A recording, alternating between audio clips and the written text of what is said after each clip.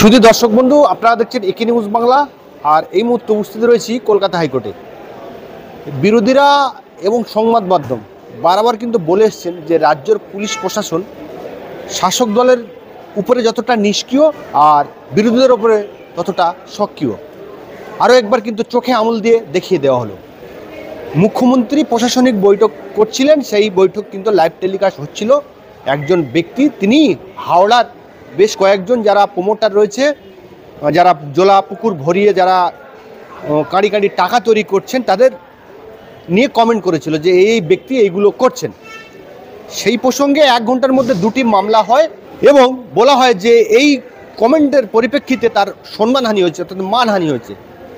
Police প্রশাসনকে তাদেরকে গ্রেপ্তার করতে হবে এবং পুলিশ প্রশাসন তাদেরকে গ্রেপ্তার করে 30 তারিখে, আর গ্রেপ্তার দেখানো হয় 1 জুলাই, অর্থাৎ একদিন পরে। গ্রেপ্তার হয়েছে একদিন আগে আর দেখানো হয়েছে একদিন পরে।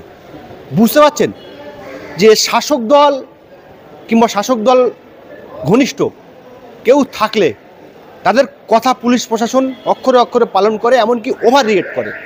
সেইটা নিয়ে আজকে কলকাতা হাইকোর্টে মামলা হয়েছিল।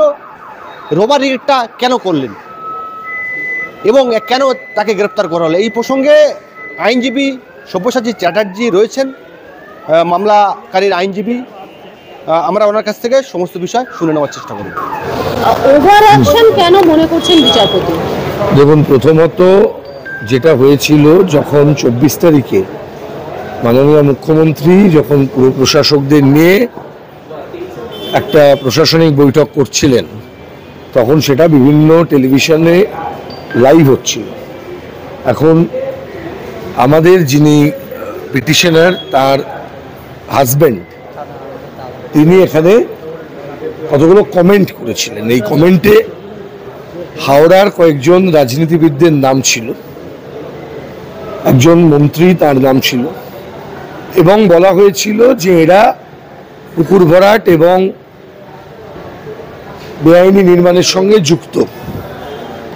অ্যাসপারশন হতে পারে, অভিযোগ হতে পারে। এর ভিত্তিতে তারা এলেন না, কেউ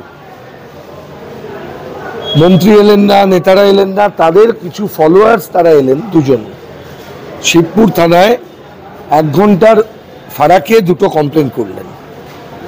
কমপ্লেন করে বললেন এর ফলে তাদের যে মান সেটা হানি হয়েছে, ডিফামেশন হয়েছে, এবং বললেন এর ফলে কিছু আইন শৃঙ্খলাজনিত সমস্যা তৈরি হতে পারে। এই ধরনের কোনো অভিযোগ হলে এগুলো কগনিজেবল নয়। ডিফামেশনের মামলা এর আগে অসংখ্য জাজমেন্ট দিয়ে মহামান্য সুপ্রিম কোর্ট এবং আমাদের হাইকোর্টও বারংবার বলেছেন যে সমালোচনা করলেই সেটা ডিফামেশন নয়, আর যদি ডিফামেশন হয় তাহলে তার অভিযোগটা যিনি ডিফেন্ড হচ্ছেন বলে মনে করছেন তিনি করবেন, অন্য কেউ নয়। তার কোনো অনুসরণকারী ফলোয়ার্স তারা করতে পারেন না। এই মামলার ক্ষেত্রে সেটা হয়নি। নির্দেশ দিয়েছিলেন সকলে, পুলিশ বলেছিল 41-এ নোটিশ দেওয়া হয়েছে। 41-এ নোটিশ পাওয়ার পর দেখা গেল পিটিশনার গ্রেপ্তার হলেন 30 তারিখে, 30শে জুন। আর 41-এ নোটিশে বলা হয়েছিল 1 জুলাই অ্যাপিয়ার করতে। মানে এটা দেখার পর আর কোনো আদালতের পক্ষে এটা মনে করা কি সম্ভব যে এখানে পুলিশ যথেষ্ট পরিমাণ সচেতনতার সঙ্গে, সতর্কতার সঙ্গে আইন অনুসারে কাজ করছে? ওভার অ্যাকশন ছাড়া এটা সম্ভব নয়। তাই পুলিশের অতি সক্রিয় ভূমিকা, এই ধরনের অভিযোগ যেটা অভিযোগই নয় আইন অনুযায়ী, সেই ক্ষেত্রে শুধুমাত্র কয়েকজন রাজনীতিবিদদের নাম আছে বলে, আর মুখ্যমন্ত্রীর কাছে অভিযোগ জানানোর অপরাধে যদি এরকমভাবে কাউকে তুলে নিয়ে আসা হয়, তাহলে এটা খুবই বিপজ্জনক। তাই আমাদের যে শাহিন ইরশাদ, তাকে আজকেই 5টার মধ্যে মুক্তি দেবার জন্য নির্দেশ দিয়েছেন এবং বাকি হলফনামা আকারে বাকি পুলিশের যা স্ট্যান্ড সেটা দেবেন, এবং এই ধরনের অতি সক্রিয়তার ক্ষেত্রে আদালতের এই রায়কে স্বাগত জানাচ্ছি।